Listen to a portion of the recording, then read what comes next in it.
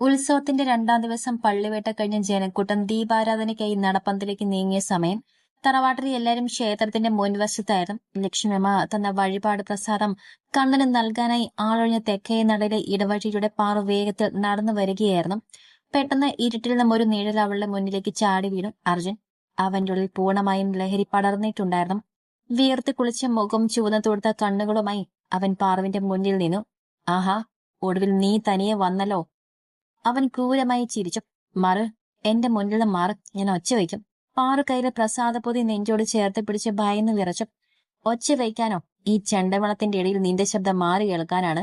അഞ്ജലി പറഞ്ഞത് കറക്റ്റാ, നീ ഒടുക്കത്തെ ഭംഗിയാടി. അതും പറഞ്ഞ് അർജുൻ പാറുവിന്റെ കയ്യിൽ ബലമായി പിടിച്ചു വലിച്ചു. കണ്ണേട്ടാ! പാറു സർവശക്തിയും എടുത്ത് ഉറക്കെ വിളിച്ചു പോയി. നിന്റെ ആ ചത്ത ശവം കണ്ണൻ വന്ന് രക്ഷിക്കുമൊഴി നിന്നെ. അർജുൻ പരിഹസിച്ച് ചിരിച്ചുകൊണ്ട് അവളെ അടുത്തുള്ള ആളൊഴിഞ്ഞ പറമ്പിലേക്ക് വലിച്ചിഴകാൻ നോക്കി. ഡാ! ഇടവഴിയിലെ ഇരുട്ടിനെ കീറി മുറിച്ചുകൊണ്ട് ഒരു ഗർജനം കേട്ടു. അർജുൻ ഞെട്ടിത്തിരിഞ്ഞു നോക്കി. ഇരുട്ടിൽ നിന്ന് വീൽചെയർ ഉരുട്ടി കണ്ണൻ വരുന്നു. അർജുൻ അട്ടഹസിച്ച് ചിരിച്ചു. എടാ തളർന്നു പോയ പട്ടി, നീ ആണോടാ ഇവളെ രക്ഷിക്കാൻ വരുന്നത്? ഒരടി നടക്കാൻ പോലും ആകാത്ത നീ എന്ത് ചെയ്യുമടാ? കണ്ണൻ വീൽചെയർ നിർത്തി പാറുവിന്റെ വിറയ്ക്കുന്ന മുഖത്തേക്ക് അവൻ നോക്കി. ആ കണ്ണുകളിൽ പാറുവിന് മാത്രം അവകാശപ്പെട്ട ആ പ്രണയവും ശാന്തതയും വിരിഞ്ഞു. പേടിക്കണ്ട പാറു, നിന്റെ കണ്ണേട്ടൻ ഇവിടെയുണ്ട്. അടുത്ത നിമിഷം കണ്ണൻ അർജുനെ നോക്കി.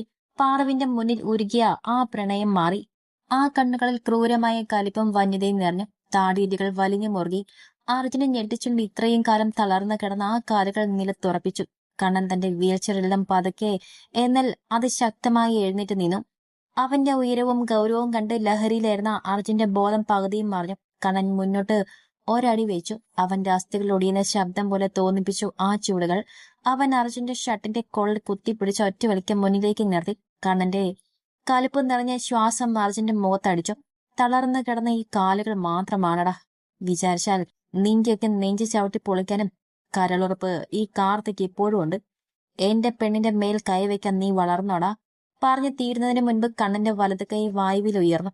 ഇടിമിന്നൽ വേഗത്തിൽ അവന്റെ ശക്തമായ കൈപ്പത്തി അർജുന്റെ കവളിൽ ചെന്ന് തറച്ചു. ഒരൊറ്റയടിക്ക് അർജുൻ വായുവിൽ കറങ്ങി ദൂരേക്ക് തെറിച്ചു വീണു. അവന്റെ വായിൽ നിന്ന് ചോര ഒലിച്ചിറങ്ങി. ലഹരി മുഴുവനും ആ ഒരൊറ്റയടിയിൽ ഇറങ്ങിപ്പോയിരുന്നു. ഭയത്തോടെ അവൻ നിലത്തിരുന്ന് പുറകോട്ട് നീങ്ങി. കണ്ണടാ! പാറു ഓടി വന്ന് കണ്ണനെ നെഞ്ചിലേക്ക് വീണു. അവൾ കരയുകയായിരുന്നു. കണ്ണൻ ഇടത് കൈ കൊണ്ട് പാറുവിനെ തന്നെ നെഞ്ചോട് ചേർത്ത് പിടിച്ചു. അവൾക്ക് കാവലായി ആ നെഞ്ചിൽ ഒതുക്കിക്കൊണ്ട് വീണ് കിടക്കുന്ന അർജുനെ നോക്കി അവൻ വീണ്ടും ഗർജിച്ചു. ഇനി മേലൽ നിന്റെ ഈ ചുവന്ന കണ്ണുകൾ എന്റെ പെണ്ണ് നേരെ നീണ്ടാൽ ആ കണ്ണുകൾ ഞാൻ അടിച്ചു കുത്തും. അഞ്ജലിയോട് ചെന്ന് പറഞ്ഞേക്ക്. ഇവളുടെ കളിപ്പാവിയായിരുന്ന കണ്ണനല്ല ഇപ്പോ നിന്റെ മുന്നിൽ നിൽക്കുന്നത്.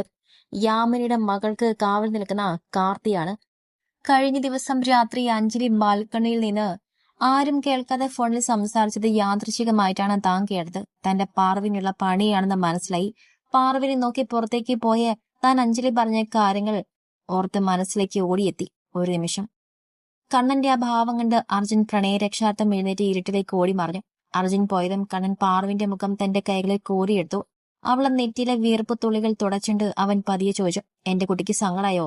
ഈ കണ്ണേട്ടനുള്ളപ്പോ ആരും നിന്നെ തൊടില്ലടാ. പാറു അവന്റെ നെഞ്ചിലെ മുഖം പൂർത്തി ആശ്വസിച്ചു. വീൽചെയർ ഉപേക്ഷിച്ച് തന്റെ പ്രാണന് കാവലായി എഴുന്നേറ്റുന്ന തന്റെ കലിപ്പനായ പ്രണയത്തെ അവൾ കൂടുതൽ മുറുക്ക പുണർന്നു. അടിയിട്ട് തകർന്ന മുഖവും പ്രാണഭയവുമായി അർജുൻ ഓടിക്കിതച്ചത് ഉത്സവപ്പറമ്പിന്റെ ഒരു വശത്തൊടിഞ്ഞു നീണ്ട അഞ്ജലിയുടെ അടുത്തേക്കാണ്.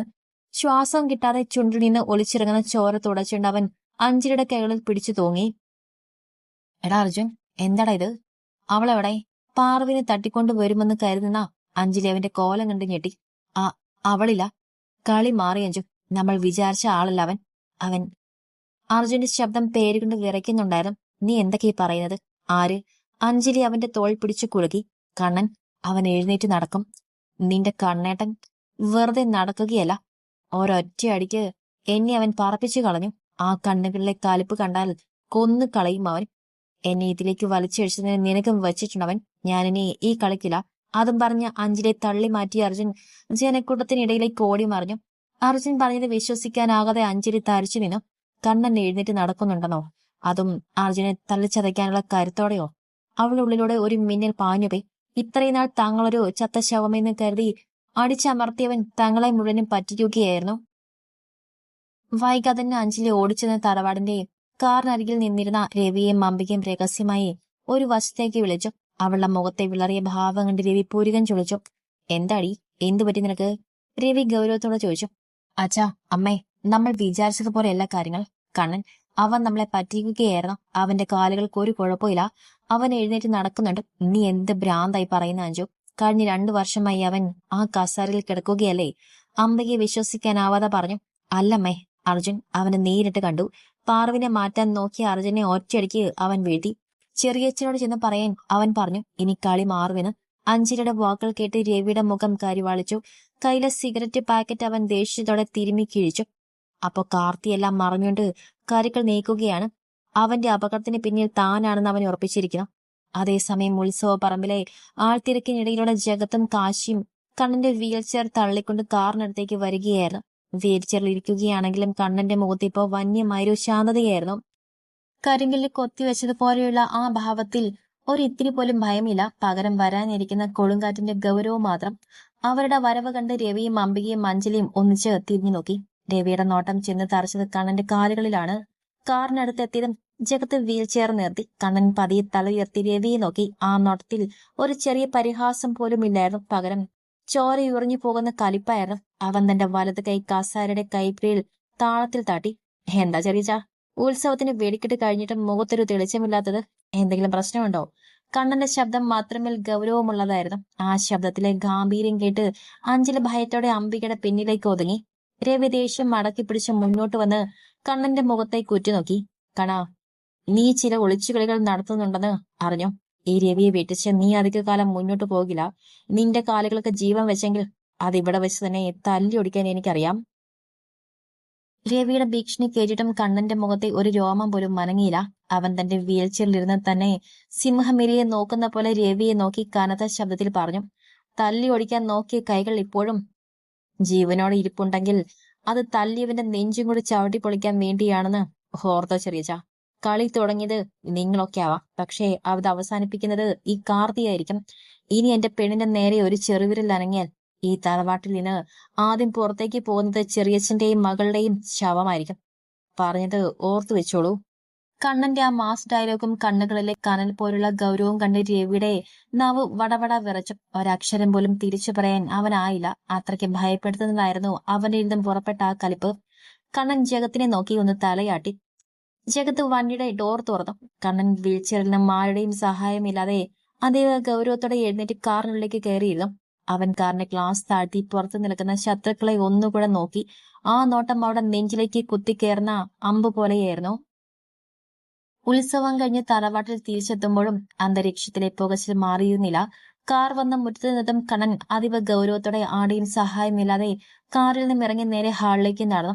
അവനിലെ മാറ്റം നേരിട്ട് കണ്ട അംബികയുടെയും രവിയുടെയും ഉള്ളിൽ വല്ലാത്തൊരു ഭയത്തിന്റെ വിത്തുകൾ മുള പൊട്ടിയിരുന്നു. ഹാളിലെ വലിയ നിലവിളക്കിന് മുന്നിൽ മുത്തശ്ശി ഇരിപ്പുണ്ടായിരുന്നു. അവിടെ മുഖത്ത് എന്ത് വലിയൊരു കാര്യം ചെയ്തു തീർക്കാനുള്ള നിശ്ചയദാർഢ്യം തെളിഞ്ഞു നിന്നു. ലക്ഷ്മി അമ്മയും ജഗത്തും പാറുവിനെ കൂട്ടി ഹാളിലേക്ക് വന്നു. പാറു ഇപ്പോഴും കണ്ണന്റെ ആ മാസ് ഭാവത്തിന്റെ ആശ്ചര്യത്തിലായിരുന്നു. രവിയും അംബികയും അഞ്ജലിയും പതുങ്ങി പതുങ്ങി ഹാളിലേക്ക് കയറി. എല്ലാരും ഇവിടെയൊന്ന് വന്നേ. മുത്തശ്ശിയുടെ ശബ്ദം ആ വലിയ ഹാളിൽ മുഴങ്ങി. രവി മുന്നോട്ട് വന്നു. എന്താമ്മേ, ഈ പാതിരാത്രിയിൽ എല്ലാരെയും വിളിച്ചു കൂട്ടാൻ മാത്രം ഇവിടെ എന്താ ഉണ്ടായത്? മുത്തശ്ശി ലക്ഷ്മി അമ്മയെ നോക്കിയൊന്ന് തലയാട്ടി. ലക്ഷ്മി വേഗം അകത്തു പോയി. ഒരു പഴയ തടിപ്പെട്ടിയും കുറച്ച് ആധാരങ്ങളും എടുത്തുകൊണ്ടുവന്ന് മുത്തശ്ശിയുടെ മുന്നിൽ വെച്ചു. ഇത് നമ്മുടെ തറവാടിന്റെ സ്വത്താണ് രവി. ഞാൻ ഇന്നോ നാളെ എന്നും പറഞ്ഞു കിടക്കുന്നവളാ. അതിനു മുൻപ് എനിക്ക് ചിലത് ചെയ്തു തീർക്കണം. മുത്തശ്ശി പറഞ്ഞു. യാമിനി ജീവിച്ചിരുന്നപ്പോൾ അവൾക്ക് ഞാൻ എഴുതി വെച്ച ഈ തറവാടിന്റെ പകുതി സ്വത്തുക്കൾ ഇനി മുതൽ അവളുടെ മകൾ പാർവിന് അവകാശപ്പെട്ടതാണ്. നാളെ നേരം വെളുക്കുമ്പോൾ നമ്മളിത് രജിസ്റ്റർ ചെയ്യും. ഇവളിനി ഈ തറവാട്ടിലെ വെറും ഒരു ആശ്രിതയല്ല. ഈ തറവാട്ടിലെ മുഖ്യ അവകാശിയാണ് യാമിനിയുടെ മകൾ. നിന്റെ ചേച്ചിയുടെ മകളാണ് പാർവതി. മുത്തശ്ശിയുടെ പ്രഖ്യാപനം കേട്ട് രവിക്ക് ഭ്രാന്ത് പിടിക്കുന്ന പോലെ തോന്നി. അവൻ മുന്നോട്ടാഞ്ഞ് അത് നടക്കില്ലമേ. രവി അട്ടഹസിച്ചു. ഏതോ ഒരു വഴിപോക്കന്റെ ചോരയിലുണ്ടായവൾക്ക് ഈ തറവാടിന്റെ മണ്ണിൽ ഒരടിയെങ്കിലും കൊടുക്കാൻ ഞാൻ സമ്മതിക്കില്ല. യാമിനി ചത്തുപോയതോടെ അവളുടെ അവകാശം കഴിഞ്ഞു. ഈ രവി ജീവിച്ചിരിക്കുമ്പോൾ ഈ അനാഥ പെണ്ണിനെ ഞാൻ ഇത് വിട്ടുകൊടുക്കില്ല. രവി പാർവിന് നേരെ വിരൽ ചൂണ്ടി ആക്രോശിച്ചു. ഹാളിലെ അന്തരീക്ഷത്തിന്റെ താപനില പെട്ടെന്ന് മാറി. ചെറിയ കണ്ണന്റെ ശബ്ദം ഒരു ഇടിമിന്നൽ പോലെയാണ് ഹാളിൽ പതിച്ചത്. ഹാളിൽ നിന്നിരുന്ന എല്ലാവരും ഒരു നിമിഷം ഞെട്ടി വിറച്ചുപോയി. കണ്ണൻ പതിയെ രവിയുടെ മുന്നിലേക്ക് നടന്നു വന്നു. അവന്റെ കണ്ണുകളിലെ കൽപ്പും ഗൗരവവും കണ്ട് രവി അറിയാതെ ഒരടി പുറകോട്ട് വെച്ചു. കണ്ണൻ രവിയുടെ വിരൽ ചൂണ്ടിയ കൈ ബലമായി പിടിച്ച് താഴേക്ക് അമർത്തി. അവന്റെ താടിയിരികൾ ദേഷ്യം കൊണ്ട് വലിഞ്ഞു മുറുകിയിരുന്നു. ആ വിരലിനി എന്റെ പെണ്ണിന്റെ നേരെ ഉയർന്നാൽ അത് അവിടെ വെച്ച് തല്ലിയൊടിക്കാൻ ഈ കാർത്തിക് ഒരു സെക്കൻഡ് പോലും വേണ്ട. അനാഥി എന്ന് വിളിക്കാൻ അവൾക്ക് ആരുമില്ലെന്ന് ചെറിയച്ചൻ കരുതണ്ട. അവൾക്ക് കാവലായി ഈ നെഞ്ചിലെ ശ്വാസം നിൽക്കുന്നുണ്ടെങ്കിൽ അവളാണ് ഈ തറവാടിന്റെ പുതിയ അവകാശി. കണാ, നീ നിന്റെ അതിര് ലംഘിക്കുകയാണ്. രവി ദേഷ്യത്തോടെ പല്ലിറങ്ങി. കണ്ണന്റെ ചുണ്ടിൽ കരിങ്കല്ല് പോലുള്ള ഒരു ക്രൂരമായ ചിരി വീരിഞ്ഞു. അവനിലെ ഗൗരവം ഇരട്ടിച്ചു. അതിര് ലംഘിച്ചത് ഞാനല്ല ചെറിയച്ച, നിങ്ങളാണ്. യാമിനി ചെറിയമ്മ ഈ തറവാട്ടിൽ മിറക്കി വെടതം പോരാത്തതിന് 2 വർഷം മുൻപ് എനിക്ക് നേരെ ആക്സിഡന്റ് പ്ലാൻ ചെയ്തതും പോരാഞ്ഞിട്ട് എന്റെ പെണ്ണിന്റെ നേരെ ലഹരിക്കാരനെ വിട്ട് കെണിയൊരുക്കാൻ മാത്രം ധൈര്യം വന്നില്ല നിങ്ങൾക്ക്. ഇത്രയും നാൾ ഞാൻ വീൽ ചെയറിൽ കിടന്നത് ചെറിയച്ചന്റെ ഓരോ ചുവടും അളക്കാൻ വേണ്ടിയായിരുന്നു. കണ്ണന്റെ ആ വെളിപ്പെടുത്തൽ കേട്ട് അംബികയും മഞ്ജലിയും ഭയത്തോടെ പരസ്പരം നോക്കി. മുത്തശ്ശിയുടെയും ലക്ഷ്മിയുടെയും കണ്ണുകൾ വിളർന്നു. കണാ, നീ എന്തൊക്കെയാ പറയുന്നേ? രവിയാണോ നിന്നെ? ലക്ഷ്മി അമ്മ കരഞ്ഞുകൊണ്ട് ചോദിച്ചു. അതേമേ, പക്ഷെ ചെറിയച്ചൻ വെറും ഒരു കരുവാണ്. കണ്ണൻ രവിയുടെ മുഖത്തേക്ക് വിരൽ ചൂണ്ടി. അവന്റെ ശബ്ദം കൂടുതൽ കനത്തു.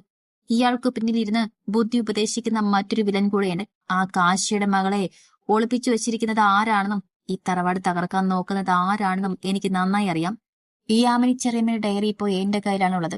ഈ യാമിനി അമ്മയുടെ ഡയറിയെക്കുറിച്ച് കേട്ടതും രവിയുടെ മുഖത്തെ ചോര മുഴുവനും വറ്റിയതുപോലെയായി. അവന്റെ നെറ്റിൽ വിയർപ്പ് തുള്ളികൾ പൊടിഞ്ഞു. കണ്ണന്റെ മുന്നിൽ താൻ പൂർണ്ണമായും തോറ്റുപോയെന്ന് രവിക്ക് മനസ്സിലായി. കണ്ണൻ പാർവിന്റെ അടുത്തേക്ക് നടന്നു ചെന്ന് അവളെ കൈപിടിച്ച് മുത്തശ്ശിയുടെ മുന്നിലേക്ക് നിർത്തി. പാർവിനെ നോക്കുമ്പോൾ മാത്രം അവനിലെ ആ കലിപ്പ് മാറി പ്രണയം നിറഞ്ഞ ആ പഴയ കണ്ണേട്ടനായി അവൻ മാറി. മുത്തശ്ശി, നാളെ തന്നെ ഇവളുടെ പേരിൽ സ്വത്തുക്കൾ മാറ്റി എഴുതിക്കോളൂ. തടയാൻ വരുന്നവനെ നെഞ്ചിൽ ചവിട്ടി നിൽക്കാൻ ഈ കാർത്തി ഇവിടെ ഉണ്ടാകും. കണ്ണൻ അതീവ ഗൗരവത്തോടെയും രവിയെയും കുടുംബത്തെയും ഒന്നുകൂടെ നോക്കി. ആ നോട്ടത്തിൽ അവർ ഈ തറവാട്ടിൽ നിന്നും വേരോടെ പിഴുതെറിയാനുള്ള കനൽ ഒളിഞ്ഞിരിപ്പുണ്ടായിരുന്നു. ഹാളിൽ ആകെ പടർന്ന ആ തണുത്തുറഞ്ഞ അന്തരീക്ഷത്തിൽ രവിയെയും കുടുംബത്തെയും തന്റെ മൂർച്ചെറിയ നോട്ടം കൊണ്ട് ഒന്നുകൂടി വിറപ്പിച്ച ശേഷം കണ്ണൻ പാറുവിന്റെ കൈ ചേർത്ത് പിടിച്ചു. നമുക്ക് പോകാൻ പാറു. അവൻ വളരെ ശാന്തമായി അവളോട് മാത്രം പ്രണയം നിറഞ്ഞ സ്വരത്തിൽ പറഞ്ഞു. മുത്തശ്ശിയും ലക്ഷ്മിയമ്മയും ജഗത്തിന് ശ്വാസം അടക്കി നിൽക്കുകയായിരുന്നു. കണ്ണന്റെ ഗൗരവം നിറഞ്ഞ ചൂടുകൾക്ക് പിന്നാലെ പാറു മുകളിലെ മുറിയിലേക്ക് നടന്നു. അവർ പടികൾ കയറി പോകുന്നതും നോക്കി ഒരക്ഷരം മിണ്ടാതെ രവിയും അംബികയും മഞ്ജലിയും അവിടെ തന്നെ നിന്നു. അംബികയുടെ നെറ്റിയിൽ വിയർപ്പ് തുള്ളികൾ പൊടിയുന്നുണ്ടായിരുന്നു. ആ രാത്രിയിൽ പിന്നീട് ആ തറവാട്ടിൽ ആരും ഒന്നും മിണ്ടിയില്ല. ചോദ്യങ്ങളോ തർക്കങ്ങളോ ഉണ്ടായില്ല. ഒരു വലിയ കൊടുങ്കാറ്റിന് മുൻപുള്ള കനത്ത നിശബ്ദത പോലെ ആ രാത്രി കടന്നുപോയി. പിറ്റേന്ന് രാവിലെ തറവാട്ടിലെ പൂജാമുറിയിൽ ലക്ഷ്മിയമ്മ കത്തിച്ചു വെച്ച നിലവിളക്കിന്റെ വെളിച്ചത്തിലേക്ക് സൂര്യകിരണങ്ങൾ അരിച്ചെത്തി. കഴിഞ്ഞ രാത്രിയിലെ പുകച്ചിലുകൾക്കൊടുവിൽ ഇന്ന് പുതിയൊരു പുലരിയാണ്. തറവാടിന്റെ സിംഹാസനത്തിൽ പുതിയൊരു അവകാശി വാഴാൻ പോകുന്ന ദിവസം. ഹാളിലെ വലിയ മേശയ്ക്ക് ചുറ്റും മുത്തശ്ശിയും ലക്ഷ്മിയമ്മയും ജഗത്തും ഇരിപ്പുണ്ടായിരുന്നു. അവരുടെ മുന്നിൽ ആധാരം എഴുതാൻ വന്ന ആധാരം എഴുത്തുകാരൻ രാമൻ പിള്ള ഫയലുകൾ തുറന്നു വെച്ചിട്ടുണ്ട്. കൃഷ്ണമാമയും ആ സമയം അവിടെ എത്തിച്ചേർന്നു. പാർവിനെ കണ്ട കൃഷ്ണമാമയുടെ കണ്ണുകൾ നിറഞ്ഞിരുന്നു. താൻ ഇത്രയും കാലം ഒരു നിധി പോലെ കാത്തുസൂക്ഷിച്ച കുഞ്ഞിന്ന് സ്വന്തം തറവാടിന്റെ അവകാശിയാകാൻ പോവുകയാണ്.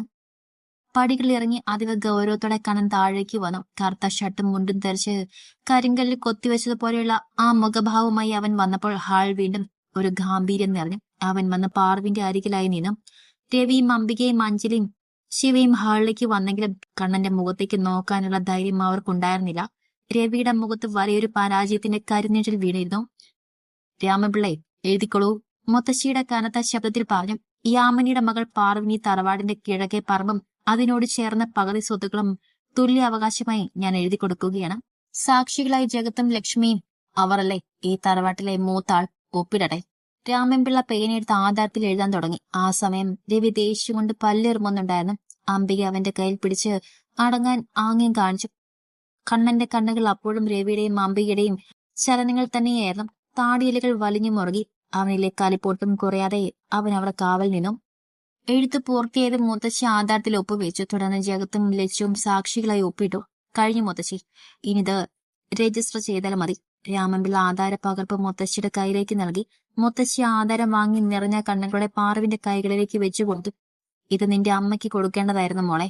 വായിക്കുകയാണെങ്കിലും ഇത് നിന്റെ കൈകളിൽ ഏൽപ്പിക്കാൻ കഴിഞ്ഞതിൽ ഈ മുത്തശ്ശിക്ക് ഇനി സമാധാനത്തോടെ മരിക്കാം. പാറു ആധാരം നെഞ്ചോട് ചേർത്ത് പിടിച്ച് കരയാൻ തുടങ്ങിയതും കണ്ണൻ അവളുടെ തോളിൽ കൈ ചേർത്ത് തന്നിലേക്ക് ഒതുക്കി നിർത്തി. അവളുടെ നെറ്റിൽ പതിയെ തലോടി അവനെ ആശ്വസിപ്പിച്ചു. പെട്ടെന്ന് തറവാട്ടുമുറ്റത്തേക്ക് ഒരു ആഡംബര വണ്ടി വന്ന് നിൽക്കുന്ന ശബ്ദം കേട്ടു. കണ്ണന്റെ ചുണ്ടിൽ വന്യമായൊരു പുഞ്ചിരി വിരിഞ്ഞു. അവൻ തന്റെ ഗൗരവമേറിയ നോട്ടം നേരെ പടിവാതിൽക്കിലേക്ക് തിരിച്ചു. വണ്ടിയുടെ ഡോർ തുറന്ന് അതീവ ഗൗരവത്തോടെ ഒരാൾ ഹാളിലേക്ക് നടന്നു കയറി വന്നു. കാശി. അവന്റെ കണ്ണുകളിൽ വർഷങ്ങളായി ഉള്ളിൽ കൊണ്ടു നടക്കുന്ന പ്രതികാരത്തിന്റെ തീപ്പൊരികൾ തിളങ്ങുന്നുണ്ടായിരുന്നു. കാശിയുടെ വരവ് കണ്ട അംബികയുടെ ശ്വാസം നിലയ്ക്കുന്നത് പോലെ തോന്നി. ഹാളിലേക്ക് കാശി നടന്നു കയറിയതും അന്തരീക്ഷമാകെ തണുത്തുറഞ്ഞു. അവന്റെ കനത്ത ചുടുകൾ വന്നത് മേശയ്ക്ക് മുന്നിലാണ്. കാശിയുടെ കണ്ണുകൾ ഒരു നിമിഷം അംബികയുടെ മുഖത്ത് ഉടക്കി നിന്നു. ഒരു പുച്ഛത്തോടെ അംബിക ഭയത്തോടെ ചുറ്റുമൊന്ന് നോക്കി. എന്താ കാശി, ഒരു ക്ഷണവുമില്ലാതെ ഈ തറവാടിന്റെ പടി കടന്നു വരാൻ നിനക്ക് അത്രയ്ക്ക് ധൈര്യമോ? രവി തന്റെ ഭയം പുറത്തു കാണിക്കാതെ ദേഷ്യത്തോടെ ചോദിച്ചു. കാശിയുടെ ചുണ്ടിൽ ക്രൂരമായൊരു പുഞ്ചിരി വിരിഞ്ഞു. അവരൊന്നും സംസാരിച്ചില്ല. പകരം തിരിഞ്ഞു പടവുകൾക്ക് അരികിൽ അതീവ ഗൗരവത്തോടെ പാർവിനെ ചേർത്ത് പിടിച്ചു നിൽക്കുന്ന കണ്ണനെ നോക്കിയെന്ന് തലയാട്ടി. കണ്ണൻ പാർവിന്റെ കൈ വിടുവിച്ച് പതിയെ മുന്നോട്ട് നടന്നു വന്നു. കറുത്ത ഷർട്ടിന്റെ കൈ മുകളിലേക്ക് മടക്കി വെച്ച് താടിയിലകൾ വലിഞ്ഞു മുറുകിയ ആ കലിപ്പുലുക്കിൽ അവർ രവിയുടെ തൊട്ടുമുന്നിൽ വന്നു നിന്നു. അവനിൽ നിന്നും പുറപ്പെട്ട ഗാംഭീര്യം ഹാളിൽ നിന്നിരുന്ന എല്ലാരെയും ശ്വാസമടക്കാൻ പ്രേരിപ്പിച്ചു. ക്ഷണിക്കാൻ, ഇത് നിങ്ങളുടെ തറവാടല്ല ചെറിയ. കണ്ണന്റെ ശബ്ദം മിടിമിന്നൽ പോലെ മുഴങ്ങി. ഈ തറവാടിന്റെ പകുതി അവകാശം ഇപ്പോ എന്റെ പെണ്ണിന്റെ കൈകളിലാണ്. അവൾക്ക് വേണ്ടി കാശിയാണ് ഇങ്ങോട്ട് വിളിച്ചു വരുത്തിയത് ഈ കാർത്തിയാണ്. രവി കാശിയെ കണ്ട് തന്റെ ഉള്ളിലെ സകല ദേഷ്യവും അണപൊട്ടി ഒഴുക്കാൻ ആഞ്ഞെങ്കിലും കണ്ണന്റെ ആ അടിയുറച്ച കലിപ്പിൻ ലുക്കിൽ മുന്നിൽ അവന് ഒന്നും ചെയ്യാൻ കഴിഞ്ഞില്ല. കൈകൾ ചുരുട്ടി പിടിച്ച് പല്ലിറുമി അവൻ ദേഷ്യം നിയന്ത്രിച്ചു നിന്നു. ഹാളിലെ ഈ ശ്വാസം ഒട്ടിക്കുന്ന അന്തരീക്ഷം മാറ്റാൻ മുത്തശ്ശി ഇടപെട്ടു. രാമൻപിള്ളை, ബാക്കി കാര്യങ്ങൾ വേഗത്തിലാക്കുക. മുത്തശ്ശിയുടെ കനത്ത ശബ്ദം മുഴങ്ങി. അന്തരീക്ഷത്തിന്റെ ഗൗരവം മനസ്സിലാക്കിയ രാമൻപിള്ള വേഗം തന്നെ ഒപ്പുകളും ആധാര പകർപ്പുകളും ഒത്തുനോക്കി ഫയലുകളെല്ലാം ഒതുക്കി എഴുന്നേറ്റു. ആധാരം മാറ്റിയെഴുന്ന ചടങ്ങുകൾ വേഗത്തിൽ അവസാനിപ്പിച്ചതോടെ അവിടെ നിന്നിരുന്ന ഓരോരുത്തരും വലിഞ്ഞു മുറുകിയ മുഖത്തോടെ സ്വന്തം മുറികളിലേക്ക് പിരിയാൻ തുടങ്ങി. ജഗത്തും കൃഷ്ണമാമയും രാമൻപിള്ളയെ പുറത്തേക്ക് കൊണ്ടുവിടാനായി നടന്നു. എന്നാൽ ഹാളിൽ നിന്ന് ഒരടി പോലും മുന്നോട്ട് നടക്കാനാവാതെ അംബിക തളർന്നു നിൽക്കുകയായിരുന്നു. അവളുടെ ശരീരം ഭയം കൊണ്ട് വിറച്ചു. കാശിയുടെ ആ തീക്ഷ്ണമായ നോട്ടം നേരിടാൻ വയ്യാതെ അവൾ തല താഴ്ത്തി. ഇടയ്ക്ക് ഭയവും വലിയൊരു അസ്വാഭാവികതയും നിറഞ്ഞ കണ്ണുകളോടെ അവൾ ദൂരെ മാറി നിൽക്കുന്ന അഞ്ജലി ഒന്ന് നോക്കി. ആരും അറിയാതെ തന്റെ നെഞ്ചിൽ ഒളിപ്പിച്ചു വെച്ചിരിക്കുന്ന ആ കൊടും രഹസ്യം അഞ്ജലിയുടെ യഥാർത്ഥ അച്ഛൻ തന്റെ മുന്നിൽ നിൽക്കുന്ന കാശിയാണെന്ന സത്യം ഇനി എത്ര നാൾ ഒളിപ്പിക്കാൻ പറ്റുമെന്ന ചിന്ത അംബികയെ ജീവനോടെ കൊല്ലുകയായിരുന്നു. അഞ്ജലി ഒന്നും മനസ്സിലാവാതെ അംബികയുടെയും കാശിയുടെയും മുഖങ്ങളിലേക്ക് മാറി മാറി നോക്കുന്നുണ്ടായിരുന്നു. കാശി രവിയും അംബികയും നോക്കി ഒന്ന് ക്രൂരമായി പുഞ്ചിരിച്ചു. എന്നിട്ട് കണ്ണന്റെ അടുത്തേക്ക് നടന്നു ചെന്നു. ബാക്കി കാര്യങ്ങൾ നമ്മൾ പ്ലാൻ ചെയ്ത പോലെ നടക്കട്ടെ കാർത്തി. കാശിയുടെ കന്തശബ്ദം ഹാളിൽ പ്രതിധ്വനിച്ചു. കണ്ണൻ തന്റെ താടിയിലുകൾ മുറുകി കാശിയെ നോക്കി തലയാട്ടി. അവനിലെ ആ വന്യമായ ഗൗരവം ഒരു തരി പോലും കുറഞ്ഞിരുന്നില്ല.